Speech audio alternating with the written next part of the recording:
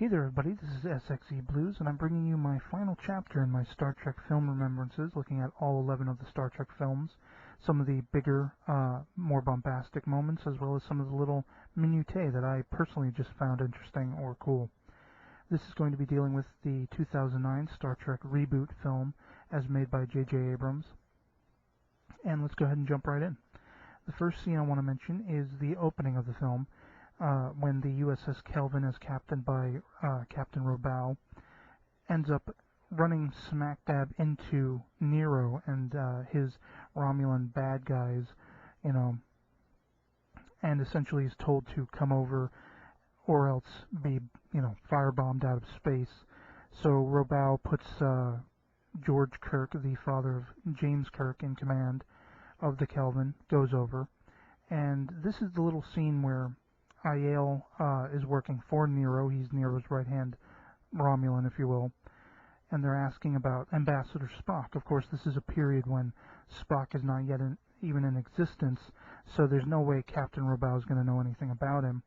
But it's a very explosive moment, and it tells you exactly what kind of character Nero is and who we're dealing with, as he, in a fit of rage, murders brutally Robau, and then proceeds to go after the Kelvin.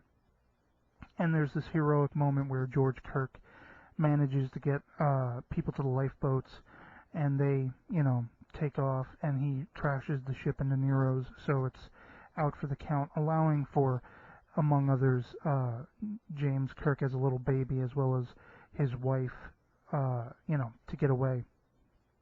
But it's a very poignant and explosive way to start the film.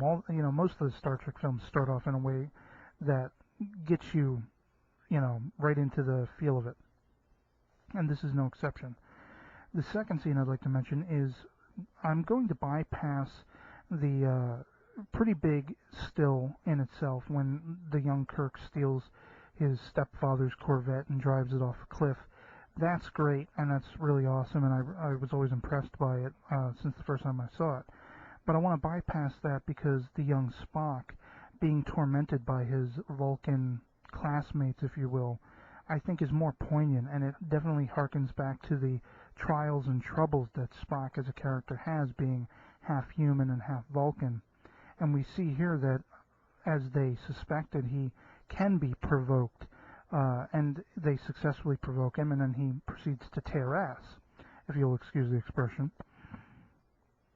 But moving on to the third scene I want to mention is a great sort of almost fatherly challenge from Captain Pike to Kirk, the young James T. Kirk, more young adult at this point, who, he's not living wisely, he's not living to his full potential, and Pike calls him on that, and I love that, whereas in the original series of Star Trek, there's sort of not really any relationship between them, and then of course there's some discontinuity as far as did they even know each other, did Kirk and Pike even know each other.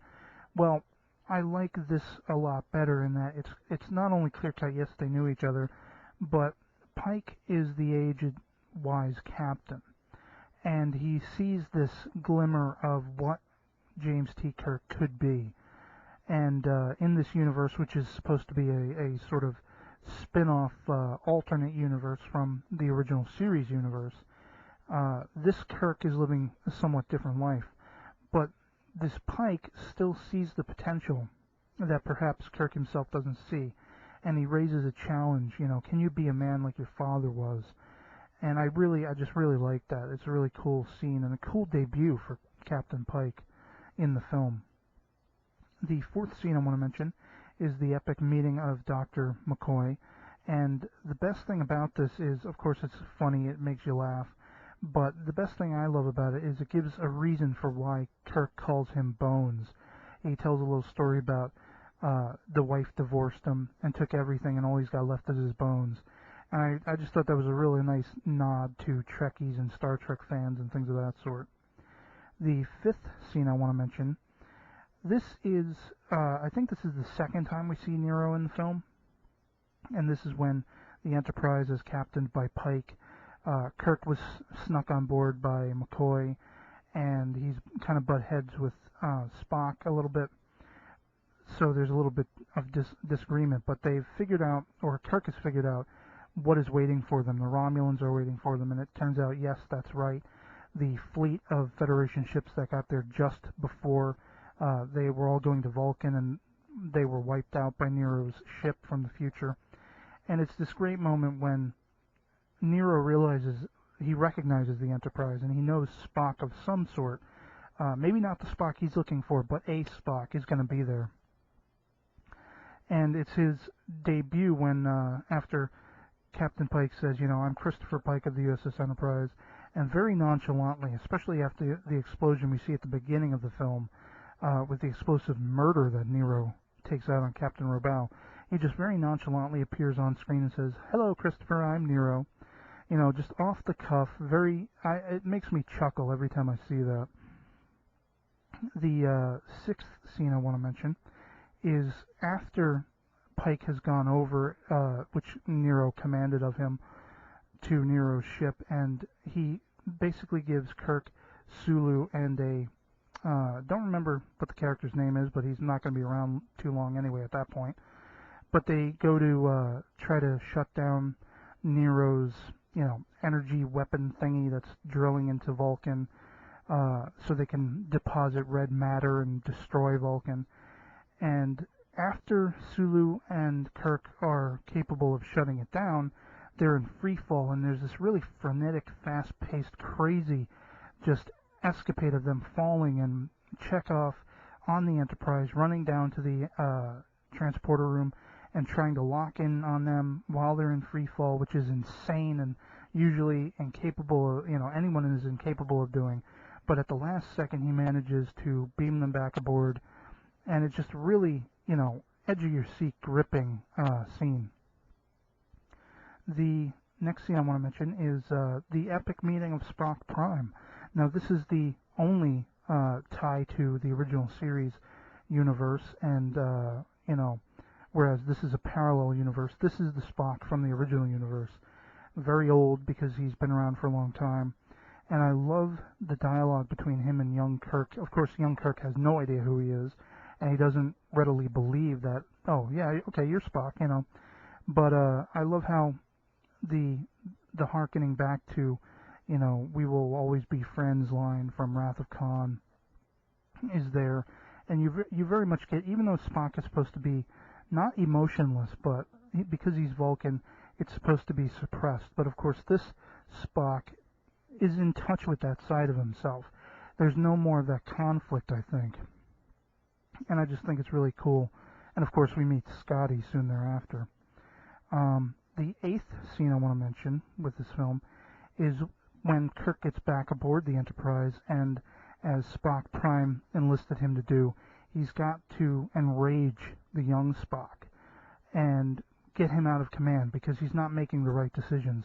As Spock Prime says, his emotions are compromised, and he's not going to be doing what's best for the situation. The man who could make those decisions is you, James T. Kirk, so you have to get him out of command. And the explosive blows that end up resulting from that, when Spock, doesn't want to back down, and Kirk doesn't want to back down, and Kirk knows exactly how to press his buttons by mentioning his mother, and didn't he ever love her, and he just goes crazy in that moment. All of a sudden, it's very barbaric, and hearkening back to, for anyone who knows a little bit about Star Trek universe, mythos, and the earliest years of Vulcan society were very much like that, which is what caused them, their leader, Surak, to say, we need to be better than this and suppress our emotions and accept logic, and that's what changed their society. But, it's a really bombastic, cool scene.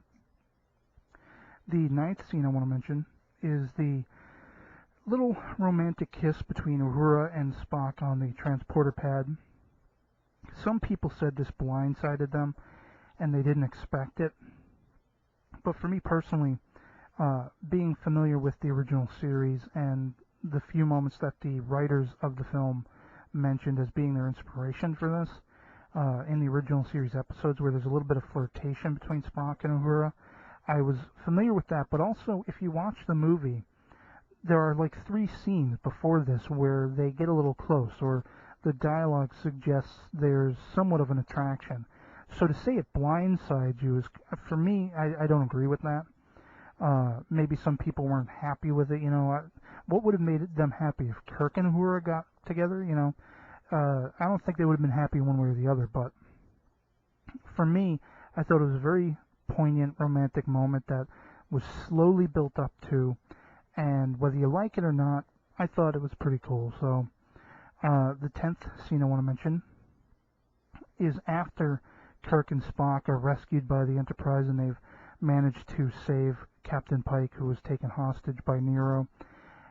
There's this great moment where Spock, the young Spock, has crashed Spock Prime's ship into Nero's ship and has the red matter going crazy, creating a black hole singularity within the center of the ship. And Kirk, kind of being cocky, says to Nero, I can still, if you'll back down, I can still save you. I can still give you a chance. And there's this little bit of dialogue between Kirk and Spock where Kirk says, I thought you would have, being logical, I thought you would have respected my saying that, And Spock's like, not this time. Because at this point, screw Nero, if you will. But the final scene I want to mention, and yes, this was 11 scenes for this film, which, since it's the 11th one that I'm doing, but it's the end of the film. It's the day is saved, and rather than being penalized for his actions, Kirk is promoted to captain. We see Pike in a wheelchair that most fans hope, that's not going to be where he's relegated in the next film. Hopefully he'll still be up and interactive in the story in some way, shape, or form.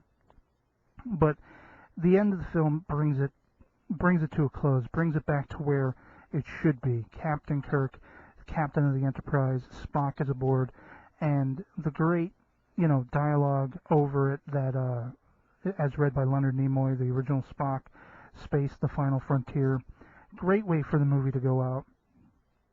And as another friend of mine on YouTube, Mr. Nero Zero, would point out, the score in this film is just fantastic. Michael Giacchino, I think is how it's pronounced. It builds up, ramps up, and the scoring of the film is great to begin with, but it ramps up to that epic Star Trek theme at the very end to coincide with this ending, and it's just very cool. So, for anyone who has ever been remotely interested in Star Trek, you can pretty much start with any of the movies. Maybe you'll start with this one because it's the newest, and the next film that does occur is going to be a continuation of this universe. But give them all a try is basically what I'm getting at with this. They are all enjoyable in their own right, even the ones that are said to be bad, and I've always enjoyed them. So I hope you enjoyed this little trip down memory lane for Star Trek films, and thanks for listening. Peace.